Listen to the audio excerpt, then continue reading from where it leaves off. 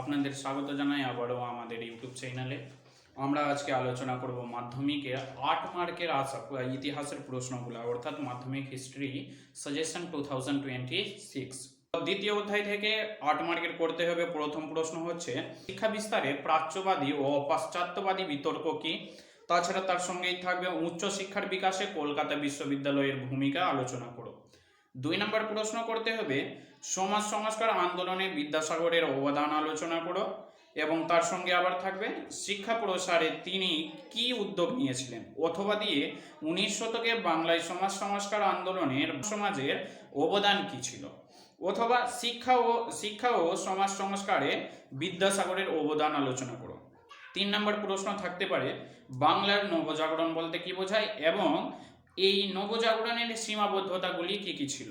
এটা হয়ে গেল দ্বিতীয় অধ্যায় থেকে। এবারে তৃতীয় অধ্যায় থেকে মান 8-এর জন্য ইম্পর্টেন্ট হচ্ছে মুন্ডা বিদ্রোহ, সাঁওতাল বিদ্রোহ, নীল বিদ্রোহের কারণ, ফলাফল এবং গুরুত্ব।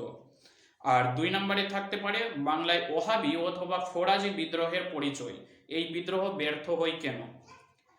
অধ্যায় 4 থেকে মার্ক 8-এর জন্য থাকছে খুব ইম্পর্টেন্ট প্রশ্ন, মহাবিদ্রোহের প্রকৃতি চরিত্র কি ছিল এবং তা সংক্ষেপে আলোচনা করো। মহাবিদ্রোহের প্রকৃতি চরিত্র কি ছিল তা সংক্ষেপে আলোচনা করো। অথবা দিয়ে থাকতে পারে এই বিদ্রোহ কি অবদান ছিল।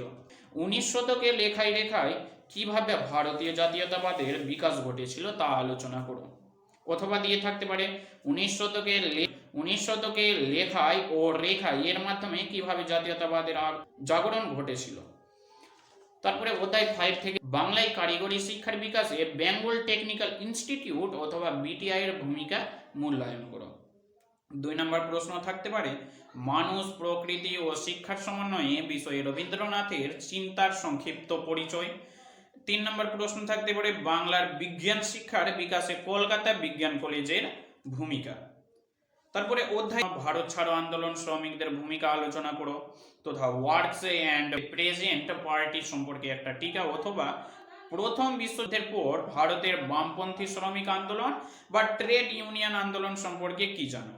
অথবা 1918 থেকে 1934 খ্রিস্টাব্দ পর্যন্ত ভারতের শ্রমিক আন্দোলনের পরিচয় দাও, এই আন্দোলন দুর্বল করার জন্য ব্রিটিশ সরকার কি কি পদক্ষেপ নিয়েছিল।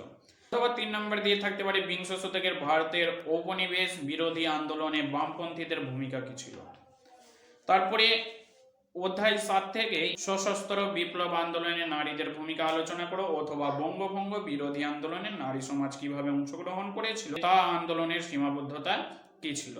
অথবা বাংলায় নমশূদ্র আন্দোলনের সংক্ষিপ্ত বিবরণ দাও। আর লাস্ট প্রশ্ন অধ্যায় 7 থেকে বা অধ্যায় 7 থেকে মার্ক 8-এর জন্য খুব ইম্পর্টেন্ট প্রশ্ন, সশস্ত্র বিপ্লবী আন্দোলনে ছাত্র সমাজের কিরূপ ভূমিকা ছিল, অথবা 20 শতকে ভারতের জাতীয়তা আন্দোলনে ছাত্র সমাজের অবদান কি ছিল।